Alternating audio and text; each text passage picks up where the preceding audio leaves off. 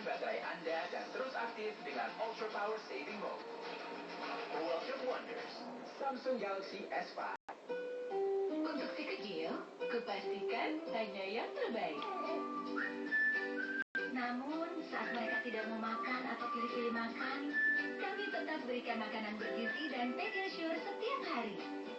Nutrisi yang diformulasikan khusus untuk memenuhi nutrisi harian si kecil dan mendukung pertumbuhan. Jeblok. Nah, tidak. Kami percaya Pediasure.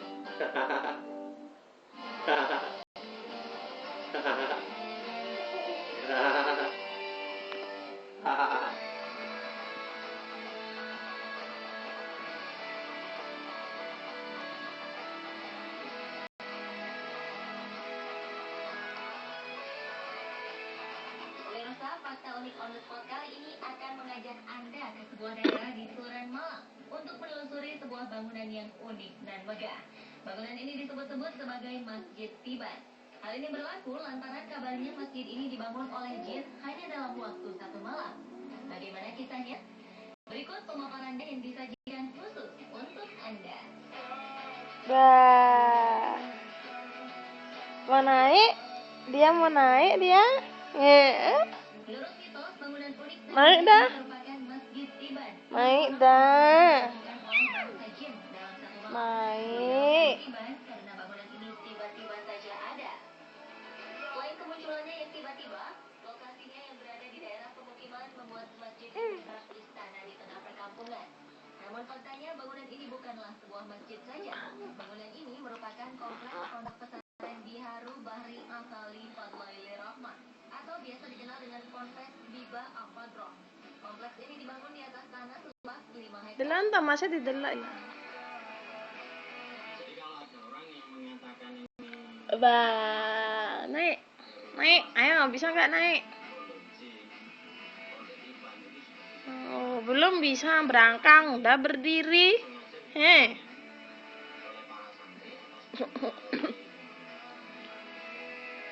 Faktanya, pondok pesantren Biba Al-Fadroh mulai dirintis sejak 1963. Namun proses pembangunannya baru dimulai pada 1987 untuk menandai adanya Delan tak mas? atau pelajar di pesantren ini yang sudah menetap. Cuma nangeran jebul nih bandar. 1992, pembangunan sempat terhenti. Pembangunan yang bertahap. Pada awal 1998, pondok pesantren ini mulai dibangun kembali. Hingga saat ini proses pembangunan masih berjalan dan bisa dikatakan baru rampung Diturani lah. saja. Guling kesayangan.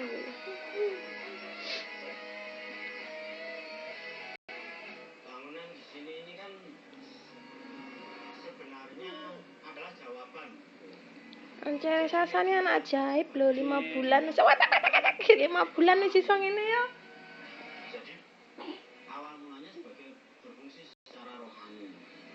Jadi Romo Yai sebagai arsitek Loh, ngadeg cicek ini. yang menentukan latar Oh, iso jangka iso.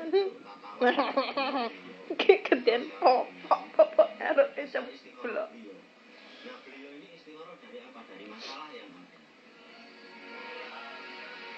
Pondok pesantren ini merupakan bangunan tanpa perencanaan, rancangan, gambar, dan desain seperti halnya bangunan pada umumnya. Oleh karena itu, wujud bangunan ini tidak memiliki blueprint.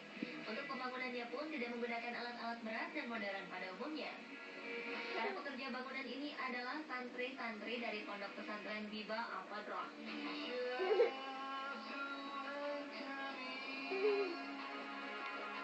Menurut Romo Kiai Ahmad, ini merupakan pembelajaran para santri sebagai praktek hidup beragama dengan tujuan menghilangkan penyakit hati agar lebih bisa menerima ajaran agama Islam.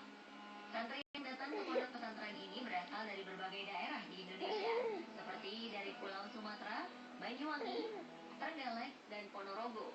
Total santri yang menetap di pondok ini sekitar 335 santri, termasuk 51 kepala keluarga yang tinggal bersama anak dan cucu.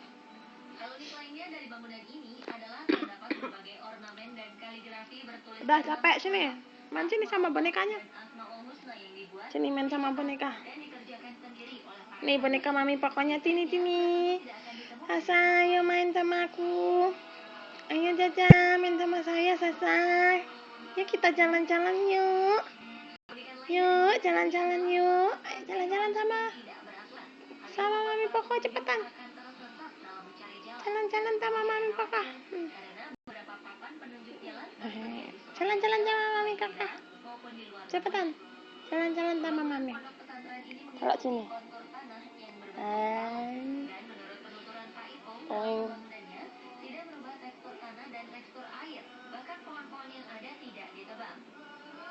Bangunan utama di pondok pesantren ini memiliki 10 lantai dan lift.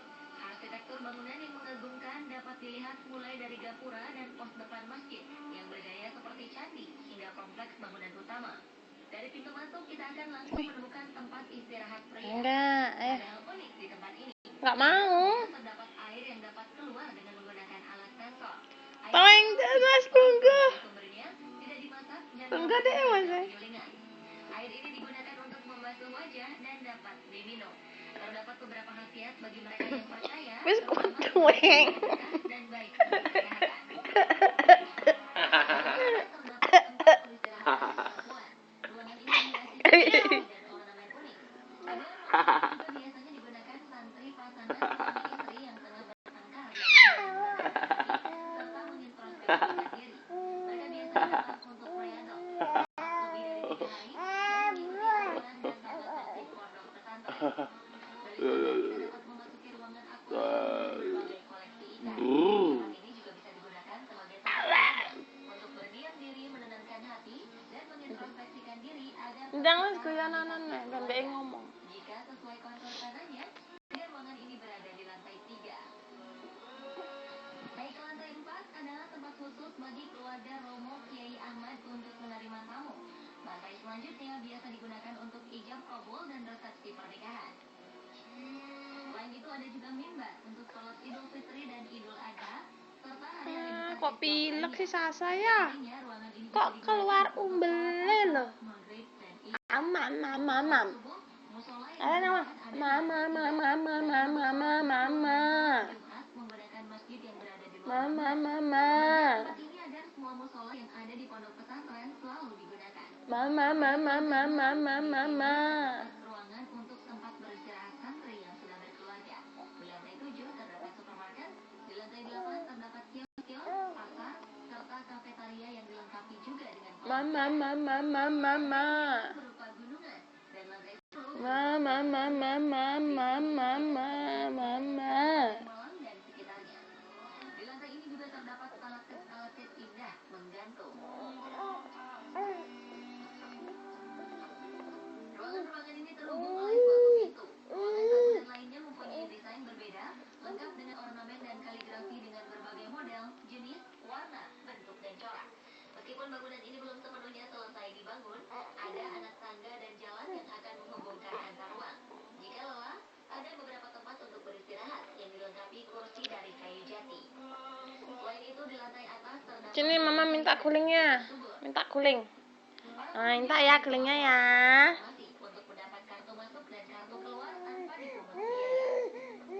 Karena keunikan dan kemegahan bangunan pondok pesantren ini, tak ayal bila pondok pesantren ini sering dikunjungi wisatawan, baik yang ingin menenangkan hati serta mengintrospeksi diri, atau hanya sekedar mengagumi bangunan unik dan megah ini. Pelajaran pondok pesantren ini juga dijadikan salah satu wisata religi. Menurut penuturan Pak Ipung, pihak pondok pesantren sifatnya menerima. Karena tujuan dibangunnya pondok pesantren ini, selain menerima santri untuk belajar, Romo Kiai Ahmad juga bercita-cita terhadap siapapun yang datang ke sini dan melihat bangunan ini akan tergetar hatinya. Dan akhirnya hatinya terbuka sehingga mendapat hidayah dan petunjuk dari Allah Subhanahu wa Ta'ala. Serta penyakit-penyakit hati yang ada di dalam diri hilang.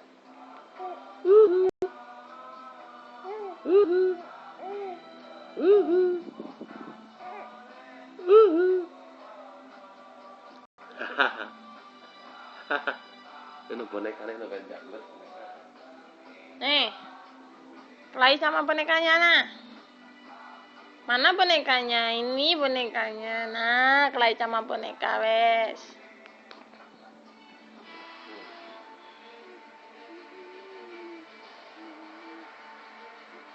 Wih, bonekanya diajak kelai. Di dunia ini banyak hal-hal misterius yang harus kita hadapi.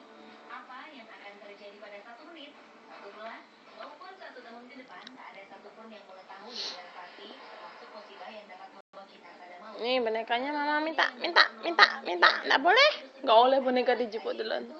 Seperti yang dialami oleh orang-orang berikut ini. Mereka mengalami keajaiban lolos dari petaka.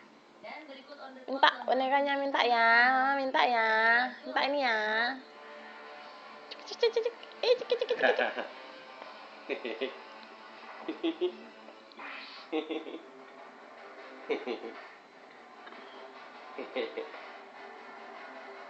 Diawali dengan keajaiban selamat dari kecelakaan lalu lintas. Sebuah kamera pengawas lalu lintas di Cina menangkap sebuah peristiwa menakjubkan.